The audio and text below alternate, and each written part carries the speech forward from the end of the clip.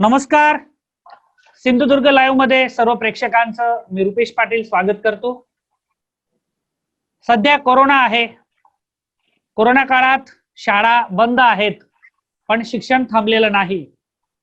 आगामी काळामध्ये विद्यार्थ्यांसमोर अनेक प्रश्न आहेत. करिअरच्या विषयी अनेक पालक चिंतातूर आहेत, चिंताग्रस्त आहेत. आणि आगामी काळ हा स्पर्धेचा काळ आहे.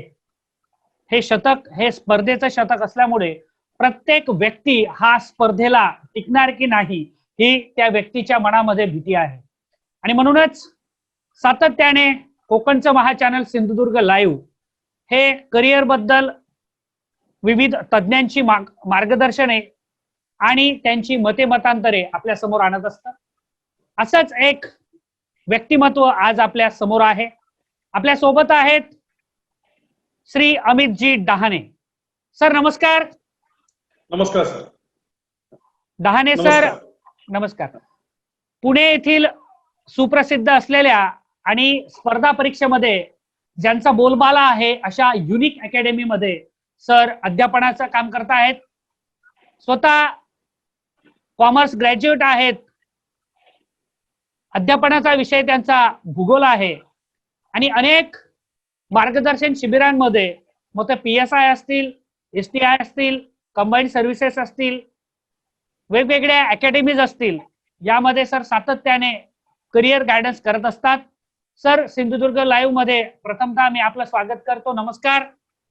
नमस्कार सर, माझा पहिला प्रश्न आहे की कोरोना नंतरचा जो काळ आहे त्या काळातल्या ज्या परीक्षा आहेत, वेगवेगळ्या परीक्षा, या परीक्षांबद्दल आता आपल्या मनामध्ये, विद्यार्थ्यांच्या मनामध्ये अनेक शंका आहेत. MPSCचं युग आहे. परीक्षा सातत्याने पुढे जात आहेत. आयोग वेगवेगळ्या तारखा देत आहे. करिअर बद्दल जे सिरियसनेस आहेत, आज ग्रॅज्युएटचा मोठा ताफा आज महाराष्ट्रावर आहे आणि ह्या बेरोजगार विद्यार्थ्यांसाठी आपण काय मार्गदर्शन कराल? सर, प्रथम तर मी धन्यवाद करतो आणि सर्वांच्याच माझ्यातर्फे आणि युनिक अकॅडमी तर्फे सुद्धा स्वागत करतो आपल्या सिंधुदुर्गच्या लाईव्ह चॅनलमध्ये. हा प्रश्न आम्हाला हा प्रश्नाची सवय झालेली आहे, कारण की पहिली परीक्षा जी आपली एप्रिलमध्ये होती, मग ती आपण जुलैमध्ये, आणि जुलैची ऑक्टोबर, आणि ऑक्टोबरची सुद्धा आता अनिश्चित, कारण की सध्या अजून काहीच डिक्लेअर केलं नाही, त्यामुळे आपण अनिश्चित म्हणतोय. पण परीक्षा का निश्चित आहे, ज्याची ऍड ऑलरेडी निघाली आहे, जे नोटीस आयोगाने जाहीर केलेलं आहे, ज्याचे फॉर्म भरून घेतले, आणि तुम्ही बघितलं की आदल्या दिवशी आपण परीक्षा आयोगाने थांबवली शासनाच्या काही निर्णयामुळे, शासनाच्या विनंतीमुळे. तर याच्यात थोड्याशा ज्या काही आपण म्हणतो, ज्याला आपण डेडलॉक म्हणतो, शासनाचा डेडलॉक एका याच्यात आपण त्याच्यात जायला नको इन्स्टिट्यूशनल लोक म्हणून, पण ती एक झालेली आहे. तो काही आरक्षणाचा विषय असेल, आपला मराठा आरक्षणाचा असेल आणि आणखीन काही, तो निर्णय झाला की आयोग परीक्षा घेईल हे नक्की आहे. आयोग आता त्याची सुप्रीम कोर्टात, तर आयोग परीक्षा घेईल. त्याच्यामुळे ज्या जाहिरात 2020 मध्ये जाहीर झाल्या होत्या त्याच्या परीक्षा झाल्याशिवाय राहणार नाही. दुसरा प्रश्न येणार आहे की मग 21च्या परीक्षा होईल की नाही. बरोबर, 21ची परीक्षा पुढे जाईल, स्किप होईल. तर माझं असं परसेप्शन आहे, जो अनुभव मला माझा सांगतो, की 21ची सुद्धा जाहिरात येईल आणि 21ची सुद्धा परीक्षा घेईल. शासनाला बघा, प्रशासन असं आहे, आता आपण बघितलं कोविड काळात प्रशासनानेच काम केलं. बरोबर, प्रशासनात प्रत्येक पोलीस डिपार्टमेंट असेल, हेल्थ डिपार्टमेंट असेल, रेव्हेन्यू डिपार्टमेंट असेल, प्रत्येक जागचं प्रशासन फ्रंटवर काम करत आहे. तो प्रशासनाला ह्युमन रिसोर्स हवाच आहे आणि जागा रिक्त आहे, त्या जागा भरायच्या आहे. त्याच्यामुळे प्रशासनाची जागा भरणार आहे. त्याच्यासाठी गव्हर्नमेंटचं मागणी पत्र आयोगाला लागतं. आतापर्यंतची सर रुपेश सरची पद्धत तुम्हालाही माहित आहे. नोव्हेंबरमध्ये पुढच्या वर्षीचं वेळापत्रक आयोग जाहीर करायचं. हे कशाच्या आधारे जाहीर करायचं, तोपर्यंत शासनाचं मागणी पत्र आयोगाकडे यायचं की आम्ही पुढच्या वर्षी एवढ्या, त्या वर्षी ते मागणी पत्र गेलं नाही, कारण की ही कोविडची आलेली परिस्थिती ही प्रायोरिटी आहे शासनाची. त्याच्यामुळे त्या सध्या गोष्टी मागे पडल्या. या जशा जशा गोष्टी निसटत जाईल तशा तसं शासन लगेच त्याच्यावर काम करेल आणि मागणी पत्र जाहीर करेल. मागणी पत्र दिलं की आयोग पुढचं वेळापत्रक देईल. सो आपण एक विद्यार्थी म्हणून मला वाटतं सगळ्यांनी, पालकांचे, विद्यार्थ्यांचे पालक आणि विद्यार्थी या सर्वांनी ऑप्टिमिस्टिक राहून मला वाटते की 2020 ची एक्झाम, मला असं वाटते डिसेंबरमध्ये चान्सेस आहे राज्यसेवा किंवा फार तर फार जानेवारी आणि कंबाईन, आणि नेक्स्ट टाइम मग थोडंसं मागे पुढे शफल करून जुलै ऑगस्टच्या आसपास नेक्स्ट ऍड. त्याच्यामुळे आपण ऑप्टिमिस्टिकली विचार करूया की जाहिरात जी आली आहे ती ऍड होणार, पुढची पण जाहिरात. सर धन्यवाद सर. जाहिरात जी आहे ती पुढे स्किप होईल आणि त्या पद्धतीने जागा निघतील आणि विद्यार्थी त्या परीक्षेला सामोरे जातील. आपण अत्यंत मोलाची माहिती दिली त्याबद्दल धन्यवाद सर. माझा पुढचा प्रश्न आहे की आम्ही सिंधुदुर्ग जिल्हा आज सातत्याने 10वी आणि 12वीच्या परीक्षांमध्ये राज्यात अव्वल असतो. सतत 9 ते 10 वर्ष कोकण बोर्डाचा निकाल हा 100% लागतो आहे. विद्यार्थी हे 100 पैकी 100 गुण मिळवतात. अत्यंत गुणवान हे विद्यार्थी आहेत. रत्नागिरी आणि सिंधुदुर्गचा जर विचार केला तर माध्यमिक शालांत परीक्षेमध्ये आणि 12वीच्या परीक्षामध्ये विद्यार्थी हे टॉपर्स असतात. परंतु जर उच्च शिक्षणाची क्वालिटी बघितली किंवा गुणवत्ता बघितली तर अनेक विद्यार्थी हे स्पर्धा परीक्षा देत नाहीत. स्पर्धा परीक्षा देणाऱ्या आणि उत्तीर्ण होणाऱ्या आकडेवारीचा जर विचार केला तर सिंधुदुर्गचा आकडा हा राज्यात अत्यंत भयावह स्थितीमध्ये आहे. जी मुलं 100 पैकी 100 गुण मिळवतात ती सुद्धा स्पर्धा परीक्षेकडे वळत नाहीत. अशा विद्यार्थ्यांसाठी एक मार्गदर्शक म्हणून आपण काय भूमिका घ्याल? नक्कीच सर, जसं तुम्ही सांगितलंय की कारण की 10वी 12वी हा सातत्याने काय आहे, सिंधुदुर्ग टॉपर आहे असं आपण म्हणतो. कोकण डिव्हिजन 100% निकाल आहे सिंधुदुर्ग रत्नागिरीचा. आता स्पर्धा परीक्षेचा विचार वळत का नाही याच्या म्हणते मी 1 मिनिट मागं नंतर येतो. पण मला एक गोष्ट फक्त इथे लिंक करावी अशी वाटते, ती म्हणजे काय, जी लोक खरंच 10वी 12वी स्वतःला सिद्ध करू शकतात ना त्यांच्यासाठी युपीएससी एमपीएससी गोल्डन ऑपॉर्च्युनिटी आहे. कारण की 10वी पर्यंत शक्य नाही ते मन अभ्यासात गुंतवणं. ते जर मन त्या विद्यार्थी अभ्यासात गुंतवत असेल, आउटपुट काढत असेल तर त्यांच्यासाठी हा गोल्डन पाथ आहे एमपीएससी युपीएससी असं मी सांगेल. कारण की शेवटी इथेही अभ्यासच करावा लागणार आहे. परीक्षा म्हणजे काय, एक अभ्यासक्रम दिलेला आहे, त्याची परीक्षा पद्धती दिलेली आहे. दिलेला अभ्यासक्रम वाचायचा, अभ्यासायचा आणि त्याच्यावरची परीक्षा द्यायची आणि आपण आपल्याला ज्या पोस्टिंग पाहिजे त्या पाहिजे. मग इथे 2 गोष्टी असू शकतात. कदाचित यांना आपल्या भागातल्या विद्यार्थ्यांना संपूर्णपणे या परीक्षा आणि या पदांची माहिती नाही. एक दुसरा त्यांच्याकडे माहिती आहे पण ऍक्सेस नाही. काय इकडे अप्रोच कसं व्हायचं, बेसिक नॉलेज कुठनं गेन करायचं, बेसिक प्राथमिक पुस्तकं काय वाचायची, हा पाथ काय आहे हे कदाचित त्यांच्याकडे माहिती नसेल म्हणून विद्यार्थी वळत नाही. सर फक्त 1च मिनिटं घेतो. बऱ्याच वेळा आपल्या इथं आपण कॉमनली भारतात आपल्या किंवा महाराष्ट्रात बोलतो युपी बिहार मधनं आयएस आयपीएस जास्त होतात, टॉपर असतात.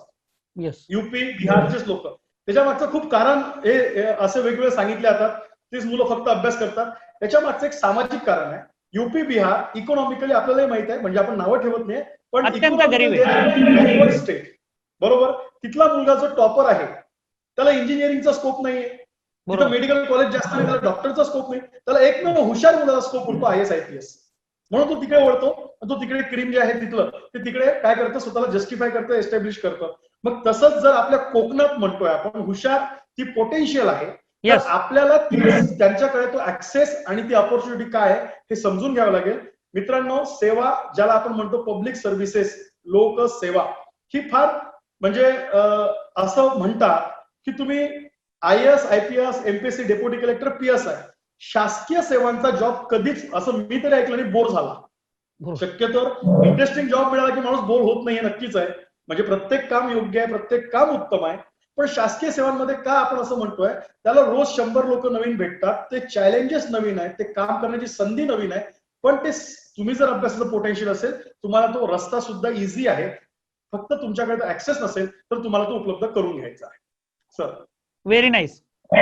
आपण दिलेली माहिती अत्यंत वस्तुनिष्ठ आहे. सर गेल्या बॅच मध्ये सुब्रमण्य केळकर म्हणून आमचे सिंधुदुर्ग जिल्ह्यातले मालवण तालुक्यातले चिंदर गावातले हे आयपीएस त्यांना आता मिळालं आहे. तत्पूर्वी नेहा देसाई म्हणून आमची कुडाळची कन्या आहे, तिला IRS मिळालेला आहे. हे बेसिकली पोटेन्शियल आहे. पण हे झालं काही अपवादात्मक उदाहरणे. परंतु कोकणातली मुलं ही 10वी आणि 12वी नंतर बेसिकली जे कॉम्पिटिटिव्ह एक्झाम असतात यांची कास ते धरत नाहीत. पालकांची सुद्धा ह्या बाबतीत खूप उदासीनता आहे. मी स्वतः गेल्या 5 वर्षापासून या आमच्या चॅनलच्या माध्यमातून म्हणा, वेगवेगळ्या अकॅडमीच्या माध्यमातून म्हणा, मी त्यांना मोटिवेट करतो आहे. परंतु मोटिवेट केल्यानंतर काही काळ ते विद्यार्थी स्पर्धा परीक्षेकडे वळतात. पण जी फ्लुएन्सी पाहिजे किंवा ज्याला कंटिन्युटी पाहिजे ती कंटिन्युटी ते करत नाहीत. अशा विद्यार्थ्यांना धरसोड वृत्ती असणाऱ्या विद्यार्थ्यांना आपण काय मार्गदर्शन कराल? मी असं सांगेल की हे बघा, स्पर्धा परीक्षा हे क्षेत्रच असं आहे, तुम्हाला इथे वेळ इन्व्हेस्टमेंट करावा लागतो, प्रामाणिक वेळ प्रामाणिक कष्ट, हे फार आवश्यक आहे.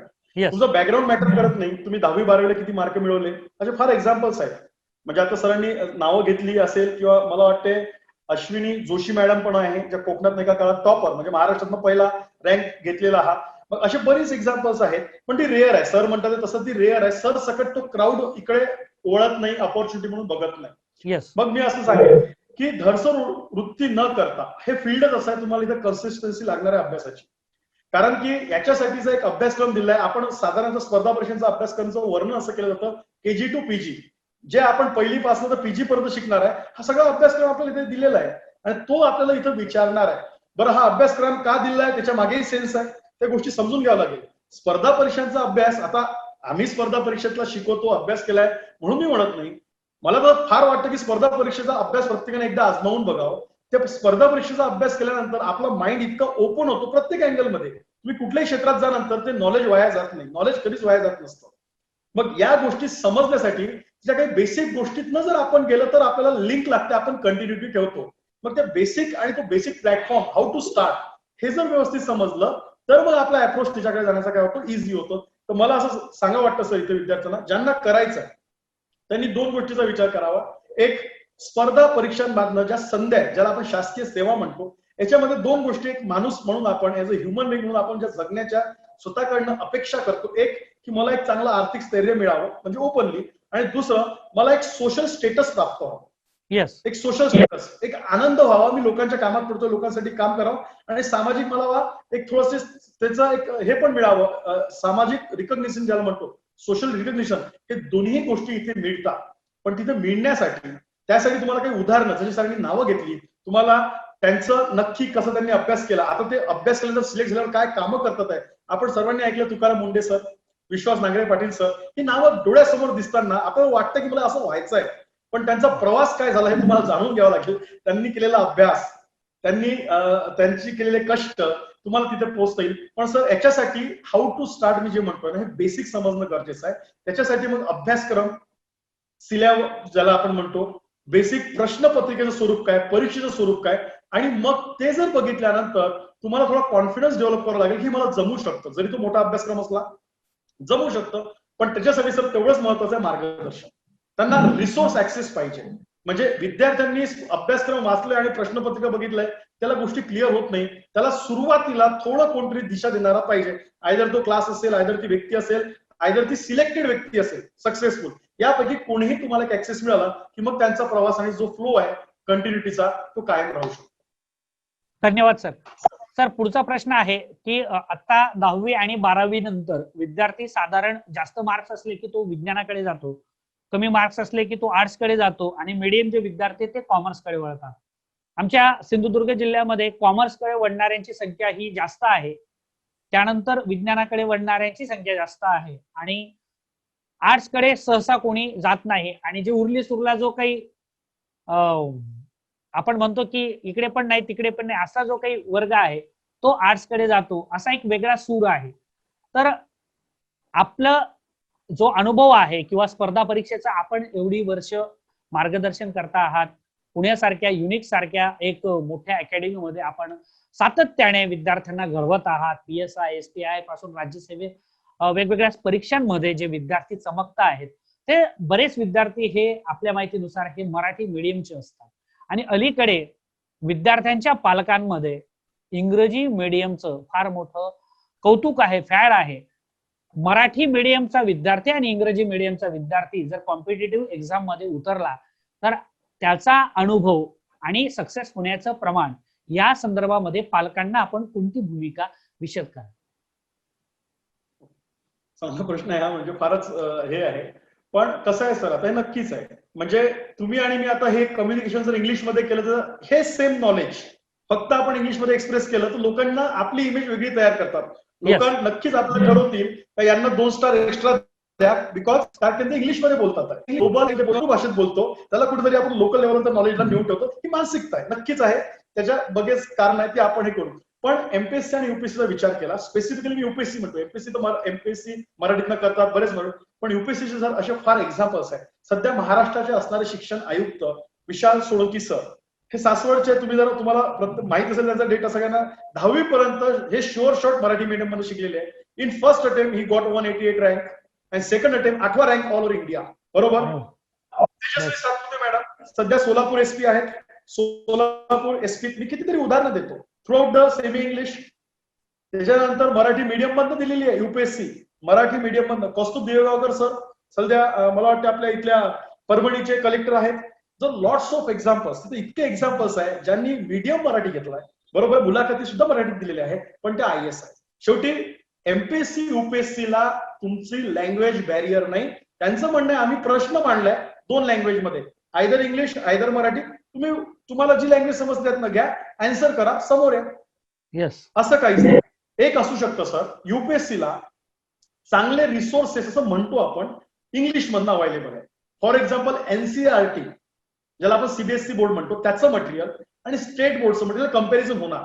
NCERTचं मटेरियल युपीएससी एमपीएससी करणारं जास्त फाईन आहे, जास्त कन्सेप्च्युअल क्लॅरिटी करतं. आणि आता महाराष्ट्र स्टेट बोर्डाचं सुद्धा मटेरियल चांगलं होत आहे, पण अजूनही NCERTची लेवल आला नाही, हा बॅरियर आहे. मग कुठेतरी हा बॅरियरमुळे इंग्लिश किंवा हिंदी मधनं मटेरियल थोडं युपीएससीला उजवं ठरतं, म्हणजे जास्त चांगलं आहे प्रमाणात. पण मराठीत त्याला तोडीस तोड आपल्या काही महाराष्ट्रातल्या पब्लिकेशननी ट्रान्सलेशन करून मटेरियल आणलेलं आहे. त्याच्यामुळे असं आज हे म्हणणं चुकीचं आहे की इंग्लिश असलं तर युपीएससी चांगलं होईल आणि मराठी असलं तर युपीएससी करणार नाही.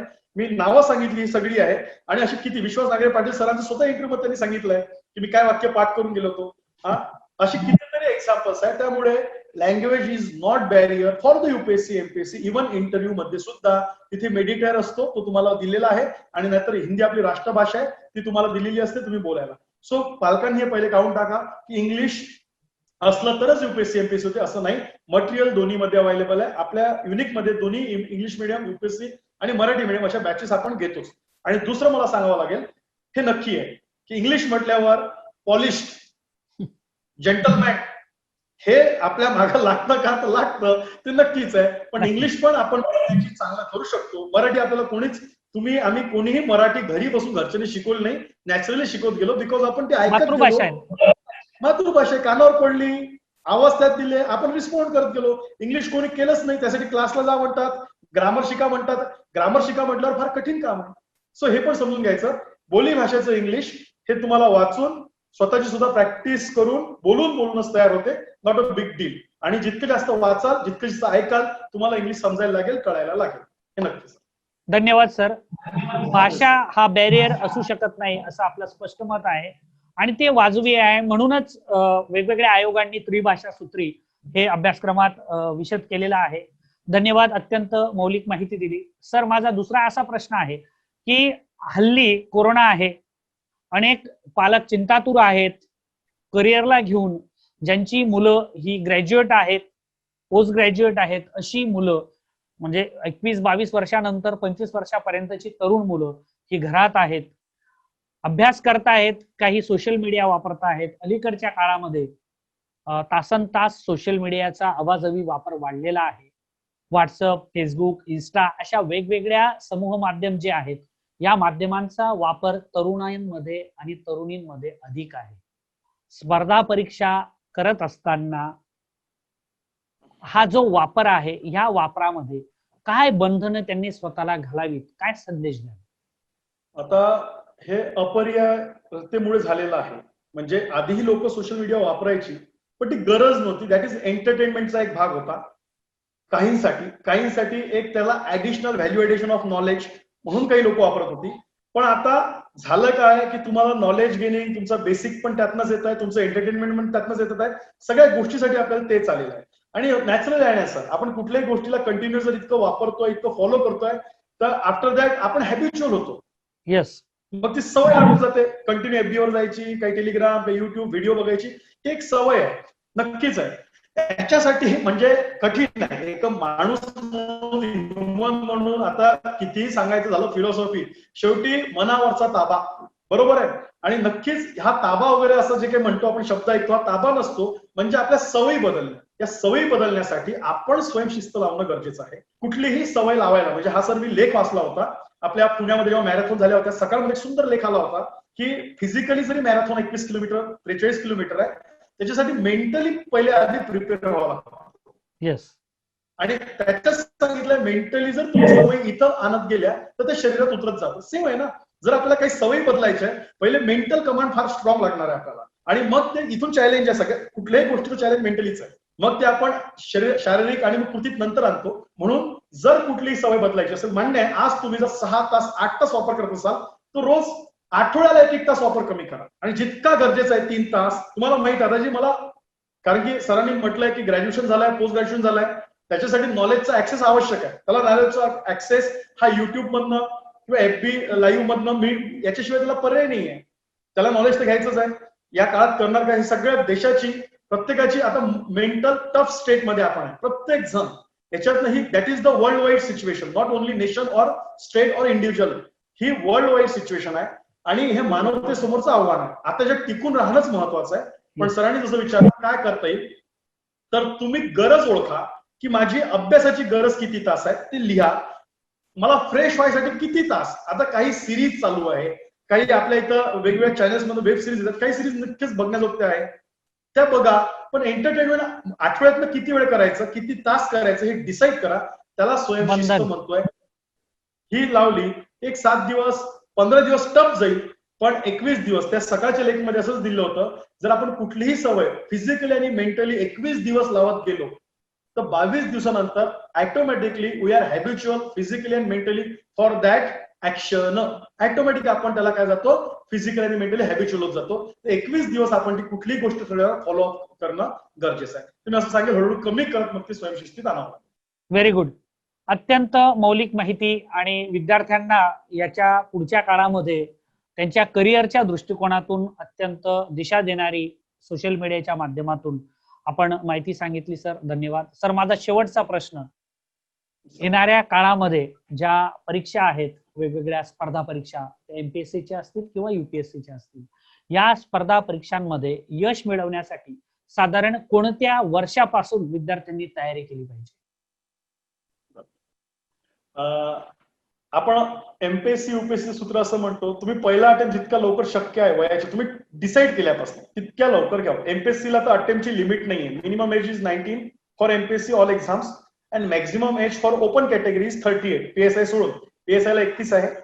तर 19व्या वर्षी भले तुम्ही, कारण की MPSCची पण शिक्षणाची पात्रता काय आहे, किमान पदवी पाहिजे, पण ती मुख्य परीक्षेला पाहिजे. MPSC म्हणताय तुम्ही 19 एज पूर्व परीक्षा देऊ शकता. मग 19 ला जर पूर्व परीक्षा देऊ शकता, ग्रॅज्युएशन आपलं 21 ला कम्प्लीट होणार आहे.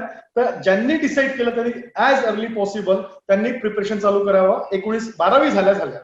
पण कसं आहे, मी एक सांगेल, कारण की करिअर मार्गदर्शन सरांच्या याचा प्रोग्रामचं नावच आहे करिअर मार्गदर्शन. सो एक लक्षात घेणं गरजेचं आहे, आयुष्यात आपण विन विन सिच्युएशन मध्ये करिअर करणं गरजेचं आहे. उद्या तुम्ही 21 झाले, 24 झाले, तुमच्या समोर करिअरचे 2 ऑप्शन असले पाहिजे. तुम्ही चॉईस करा, आयदर ऑर, मी कुठला घेऊ. उद्या असं नको व्हायला की मी सगळं वेळ एकाच क्षेत्रात दिलं, पण आफ्टर दॅट, आणि UPSC MPSC that is unpredictable. ते असं आहे की ते निश्चित सांगता येणार, तुम्ही वयाचे 4 वर्ष द्या मग तुम्ही IAS व्हाल, वयाचे 5 वर्ष द्या तुम्ही नक्की DC होईल, कोणीच सांगू शकत नाही. आफ्टर दॅट काय ना, म्हणून ग्रॅज्युएशन हे खूप महत्वाचं आहे. आपल्या एकूण शिक्षण व्यवस्थेत ग्रॅज्युएशन महत्वाचं आहे. हा, तुम्ही असं म्हणू शकता professional degrees, non professional degrees. जर तुम्ही प्रोफेशनल डिग्रीजला गेला, कारण की that is professional degrees, engineering आहे, डॉक्टर आहे, LLB आहे, बरोबर. प्रोफेशनल म्हणजे आफ्टर दॅट डिग्री तुम्ही त्या प्रोफेशन मध्ये जाणार असा अर्थ होतो त्याचा, म्हणून तुम्ही प्रोफेशनल डिग्रीला ऍडमिशन घेतली आहे. नॉन प्रोफेशनल सरांनी मगाशी उल्लेख केला BCom BA. तर आता BCom BA तर माहित, म्हणजे मी सुद्धा BCom आहे, पण 3 वर्ष कोणी BComचा अभ्यास करत नाही. टॉपचा यायचा महिनाभरात अभ्यास करतो. मग 10 महिने काय करणार, त्यांनी स्पर्धा परीक्षेचा अभ्यास करावा, त्यांनी इंग्लिश स्किल शिकावं, त्यांनी कम्युनिकेशन स्किल शिकावं.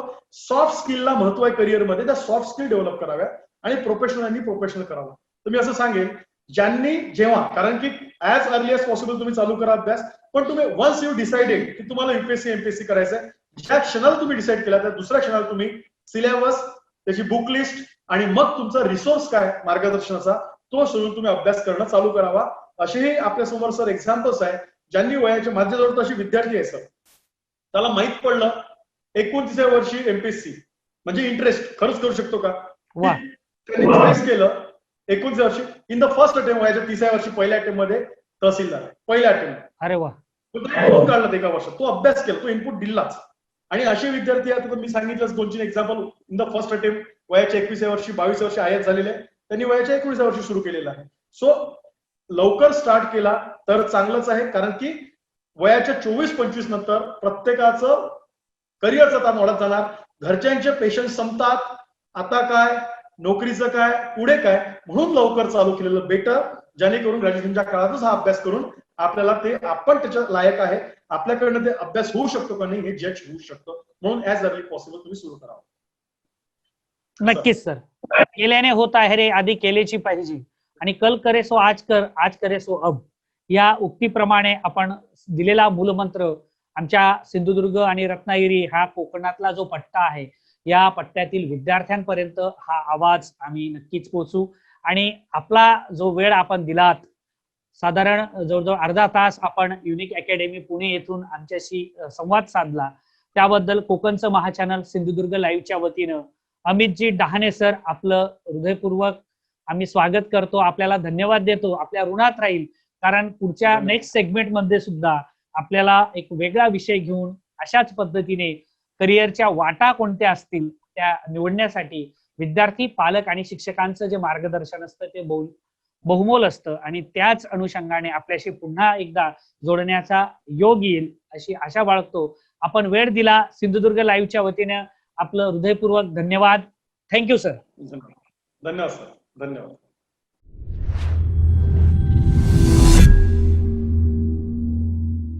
तुम्हाला जर हा व्हिडिओ आवडला असेल तर लाईक करा, शेअर करा आणि सबस्क्राईब करायला विसरू नका.